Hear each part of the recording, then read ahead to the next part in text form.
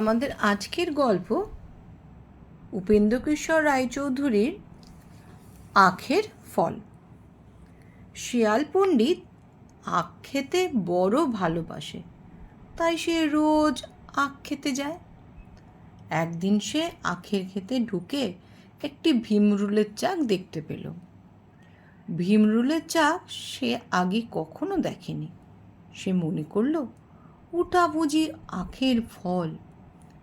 শেয়াল কিনা পণ্ডিত মানুষ, তাই সে আখকে বলে ইক্ষু, ক্ষেতকে বলে ক্ষেত্র, লাঠিকে বলে দণ্ড। ভীমরুলের চাক দেখে সে বলে, আহা, ইক্ষুর কি চমৎকার ফল, খেতে না জানি কতই মিষ্টি হবে।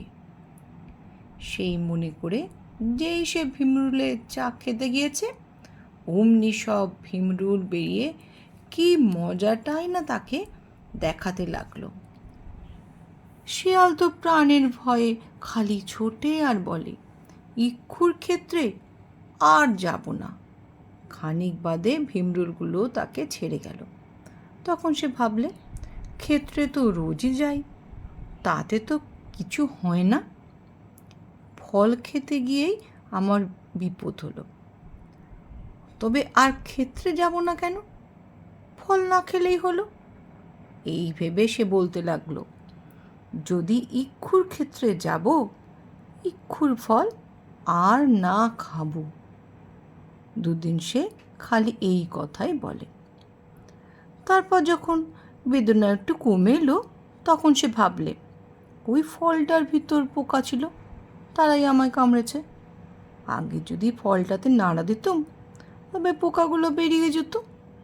তারপর ফল খেতে কোনো কষ্ট হতো না। আহা, সে ফল খেতে না জানি কতই মিষ্টি। তবে আর ফল খাবো না কেন? খাবার আগে পোকা তাড়িয়ে দিলেই হবে। এই ভেবে সে বলতে লাগলো, যদি ইক্ষুর ফল খাবো, আগে দণ্ড দিয়ে নাড়া দিব। বলতে বলতে আখের খেতে গিয়ে সে তো লাঠি দিয়ে নাড়া দিয়েছে। অমনি আর যাবে কোথায়? ভীমরুলের দল এসে তাকে কামড়িয়ে আধমরা করে তবে ছাড়ল। সেই থেকে সেই ইক্ষুর ফল আর খেত না।